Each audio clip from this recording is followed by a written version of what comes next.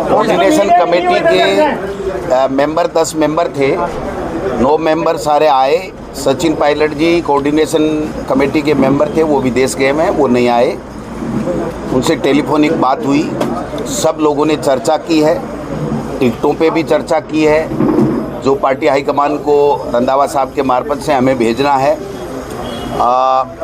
जो किस तरीके से उपचुनाव की रणनीति के तहत हमको चुनाव लड़ना है, किन लोगों को वहाँ पर ड्यूटी लगानी है, कैसे कैसे वहाँ पर व्यवस्थाएं करनी हैं, क्योंकि डबल इंजन की सरकार, साम दाम दंड भेद, सत्ता का दुरुपयोग, प्रलोभन, डराना धमकाना, ट्रांसफ़र की धमकी देना, ये सारी चीज़ें करेगी। वो सारी चीज़ें हमारे संज्ञान में है। हमारा कांग्रेस का कार्यकर्ता न डरने वाला है, न भयभीत होने वाला है, और जनता के मुद्दों के ऊपर कांग्रेस पार्टी 10 महीने से लड़ाई लड़ रही है और इससे पर्ची सरकार को घेरने का काम कर रही है। तो हमने ये सारी रणनीति बनाई है और पहले से हमने सीनियर कोऑर्डिनेटर बना करके, चुनाव इलेक्शन प्रभारी बना करके, प्रदेश कांग्रेस कमेटी के बना करके, अग्रिम संगठनों ने अपने इंचार्ज बना करके हमने पूरी तैयारी कर ली है।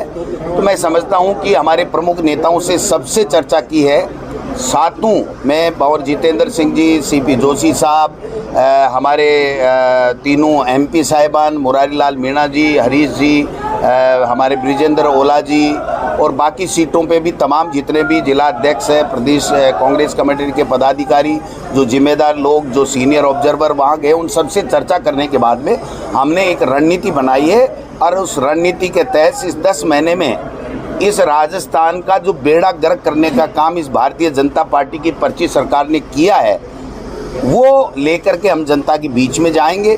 केंद्र सरकार की 10 साल की विफलता लेकर के जाएंगे। हमारी सरकार के समय जो अच्छी योजनाएं थी, उदाहरण के लिए मुख्यमंत्री चिरंजीवी योजना जैसी योजना, उससे लोगों को राहत मिल रही थी, गरीबों को, वो सारी की सारी इन्होंने बंद कर दी है, केवल समीक्षा के नाम से और ED CBI इनकम टैक्स की धमकी के आधार के ऊपर ये लोग बाग राज करना चाहते हैं। भ्रष्टाचार इनके सब जगह व्याप्त हो गया है और जितने भी ट्रांसफ़र हुए हैं उसमें भ्रष्टाचार की बू आ रही है। ये सारी जनता जान चुकी है। जनता ये कह रही है सरकार चला कौन रहा है, चल कहाँ से रही है, इसका कंट्रोल कर। एक उदाहरण देकर के मेरी बात समाप्त करूँगा कि करीब करीब 40 करोड़ रुपए इस विदेश यात्राओं के ऊपर मुख्यमंत्री जी, उप मुख्यमंत्री जी, ब्यूरोक्रेसी के ऊपर 40-50 करोड़ रुपए खर्च कर दिए। 1 रुपये का इन्वेस्टमेंट ये लेकर के नहीं आए। पहली बार देखा है कि कोई विदेश जाकर के न्योता दे करके आता है, उसके ऊपर स्वागत कराता है, और मुख्यमंत्री के स्वागत में 50 लोग नहीं आते हैं। तो मैं समझता हूं कि ये इस तरीके का अपनी पिकनिक, सैर सपाटे और पर्यटक बन करके विदेशों में घूम करके राजस्थान के लोगों की गाड़ी कमाई को बर्बाद करने का काम कर रहे हैं। इसका जवाब इस उपचुनाव में जनता देने जा रही है। एक बात आप और पूछोगे, हम 7 सीटों के ऊपर हमारी तैयारी है, हमारे कैंडिडेट हमने तय कर लिए हैं, बात कर ली है। जो भी आला कमान को हम प्रस्तावित नाम भेजेंगे, पैनल भेजेंगे, उसमें चर्चा कर लिए। किसी तरीके का कोई गठबंधन किसी से हमारा प्रदेश लेवल पे नहीं है। हम 7 जगह चुनाव लड़ रहे हैं, ये बात भी हम लोग क्लियर करना चाहते हैं। और कोई बात हो तो आप पूछिए। 100% हम लोग 7 जगह चुनाव लड़ने जा रहे हैं।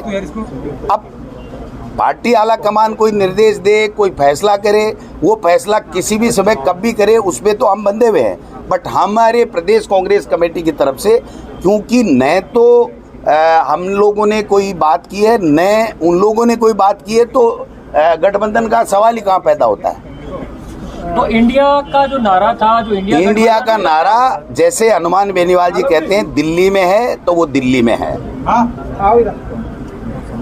और कोई सर, आज कैंडिडेट कौन फाइनल हो रहे हैं? परिवार कौन फाइनल हम नहीं करने वाले, हमने डिस्कस किया है और हमारा जो पैनल है वो रंधावा साहब पार्टी हाईकमान के साथ चर्चा करके डिक्लेयर कराएंगे। ये तय हुआ। कब तक होगा? कल, परसों या वो कभी भी कर ले। रंधावा साहब को जाने तो दो दिल्ली। कितने लोगों का पैनल है? ये पैनल होता है।